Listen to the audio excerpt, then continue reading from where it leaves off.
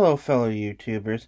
So today's going to be just a rant video, and it's going to be made in my reaction to what the situation is with our current warfare that we've just come through with Afghanistan and Iraq, and my studies of Vietnam. I've read numerous materials about Vietnam. I don't know quite what it is that fascinates me about that conflict. I think it's the region, of course. I love studying the region of Asia, and of course, I also study warfare. And Vietnam was kind of the very first modern warfare, birthed the special forces and all that. I'm also a student of modern warfare, having done numerous deployments myself in support of the global war on terror. So I want to get into what did we not learn, why did we not learn, and where do we go from here? Part of what inspired me to make this video is I just got done reading When Heaven and Earth Changed Places, which is one of the many books I've read about the conflict in Vietnam, especially the conflict I've studied as far as concerns America and Vietnam. I know Vietnam had a lot of other problems as well with other countries. And I noticed two major categories: the sociological, political, and what I would call the tactical. I also noticed how some of the things that appear in the literature about Vietnam, and you could so describe that about Iraq or Afghanistan. So before we talk about why things are applicable, we got to get into what type of conflict characterized Vietnam. What kind of conflict really characterizes our current issues? I like to say it's persistent, low-intensity, irregular warfare. Gone are sort of the days of one country bloc meeting against another country bloc in uniform where there's clear enemies and having it all done right away. What are the characteristics of this persistent, low-intensity, irregular warfare? It is very cheap. AK-47s, depending on where you buy them, can be gained for $100, sometimes even less if you're getting them in bulk, and they are available in every country. It's very quick. The insurgents, they pack light. They got a couple improvised explosives. They got an AK-47. They can attack quick, and they can be out there quick and reabsorbed into the civilian population. Very hard to find. Also, the duration. That is going to be that these groups are going to keep up a very long fight. Again, it's not going to be very intense. It's not like 100,000 insurgents are going to charge on Baghdad, but they will keep it up for years and years. I have here sort of a screen snippet of Generation Kill, which was a book. Excellent book, and also excellent miniseries, of course. I prefer the book. And in it, there's somebody says, the enemy may not fight especially well, but does not really give up either.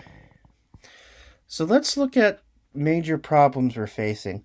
So when we talked about Vietnam, or we're talking about Iraq or Afghanistan, Americans are going to have a difficult time understanding the kinship systems. A lot of regions in the world still go by tribes or clans, and no matter how much we try to peddle to them, various people in those tribes or clans are going to do things more or less as a complete unit. That's going to be independent of how much money we throw at them or whatever. It's not to say you can't flip a tribe. There are going to be pro-Western factions. I'll reiterate that a bit later. But overall, despite money or whatever, they will draw their loyalties based on religious and ethnic lines.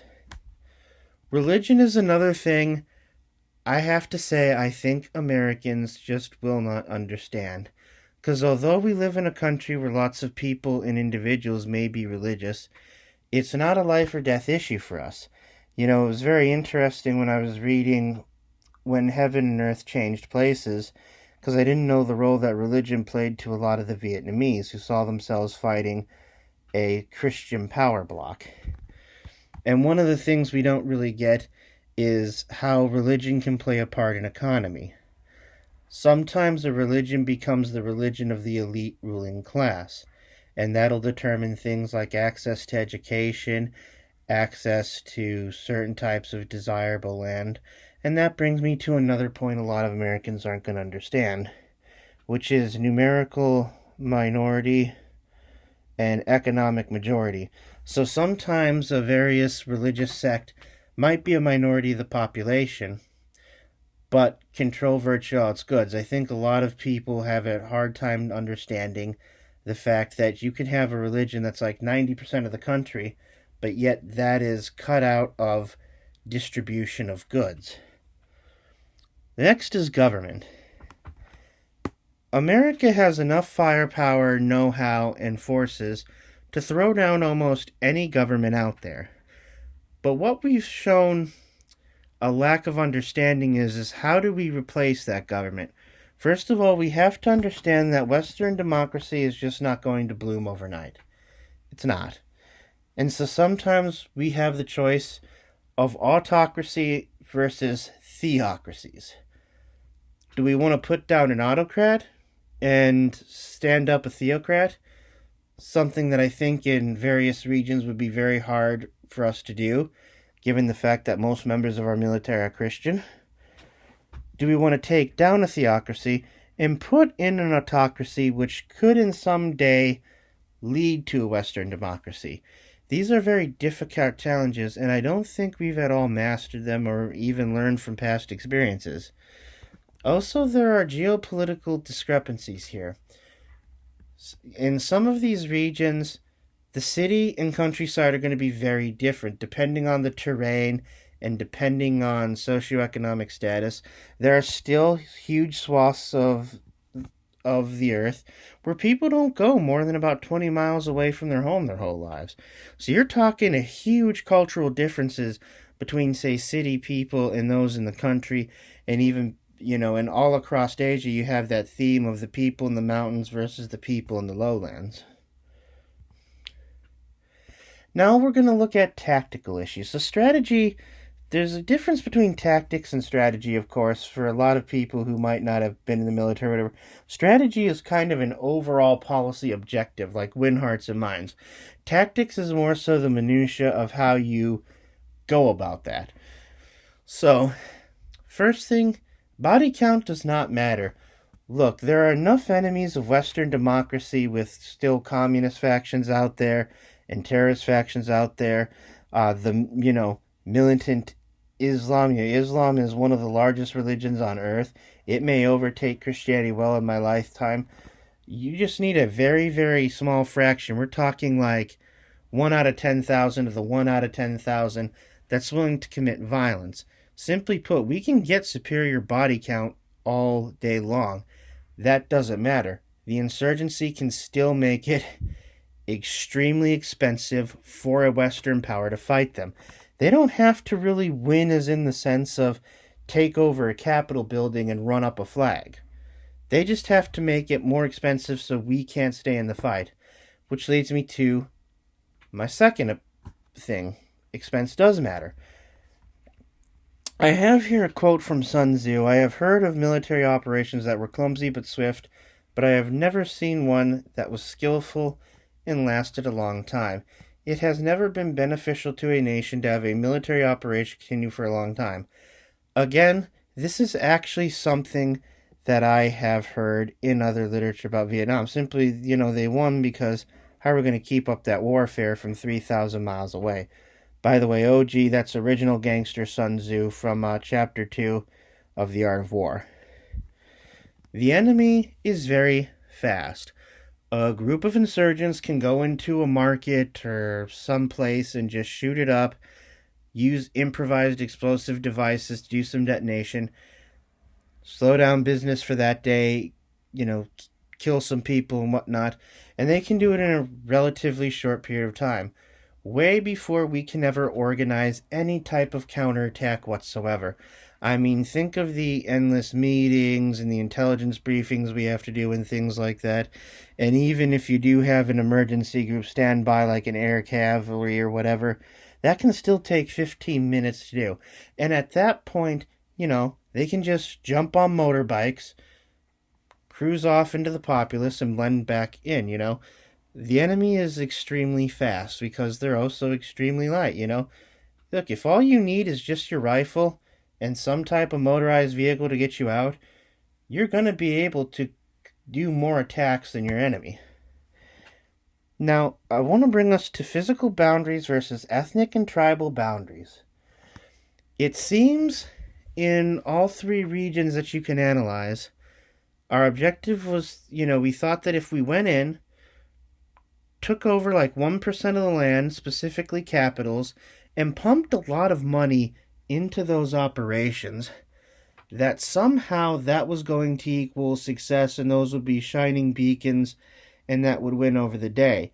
And when it turned out that that actually wasn't the case, it didn't seem we really figured out any method or any way to change or alter that. And so many things I've read were said about Saigon, but, you could talk about the Green Zone or you could talk about Kabul. Craig Whitlock, some type of moron who does commentary on news, said that we made Kabul into a type of New York. I mean, this guy, I don't know what he was talking about. He really has just lost it. Now, where do we go from here? First of all, we need to learn a little bit more about how to use soft power. That's where you use influence rather than military armaments and whatnot. It seems that some of the world has kind of caught on to this. You've got Japan, which has been a soft power for a long time. Korea is using a lot of soft power with their language, promoting K-pop and all that. And Russia as well has sort of obviously the big one is how they've infiltrated social media, but also how they've gotten into Western publications. A lot of the young adult books that are selling are sort of retellings of Russian folklore and whatnot. Two, we need to be more surgical. We can't really afford to invade a country every time there's like an insurgent group there that doesn't like us. There are too many groups that don't like us, and frankly, there's not enough military to do more than just a couple of invasions. Imperial overreach is really a thing. 3, we need to work to augment local governments, those tribes' ethnicities. Look, in almost all those countries, I don't care how militant Islam some of those countries are. The fact is you will have pockets of pro-Western forces there. We need to get into working with those types of people, helping them maybe combat their enemies. And in a decade or so, they gain influence and whatnot. And this brings me to a fourth point. We need to think for the long haul. I have 1917 to 1989 there. So that's the Bolshevik Revolution, when communism really started in Russia, to when the wall fell, which is sort of symbolically the end of communism. It took a while. I mean, look at that. It took practically 70 years. And we have to think that if we want to get to Western democracies in these countries, are we willing to invest that kind of time? And onto that, we're still an outside non-Islamic force. I think it's going to create problems. As I said, we really don't understand religion, We don't get how it can be life or death for some people, even in countries that are, say, Buddhist. We're going over from that to, say, Christianity could get you killed at some point. I'm going to start, before I get into the fifth point, I just want to read a quote here. And this is from When Heaven and Earth Change Places. For us, Western culture meant bars, brothels, black markets, and bewildering machines, most of them for destruction. Military intervention is not always going to be the best type of intervention. We have a superior product. Western liberal democracy is quite literally to die for. Any ground that's absorbed the blood of a freedom fighter bears testament to the fact that West is best. But we sometimes have a really bad sales department when all we want to do is use military force. There are other ways around that, and we really have to think about that, because I'll tell you what, man, we're on the decline right now, and we don't have to be.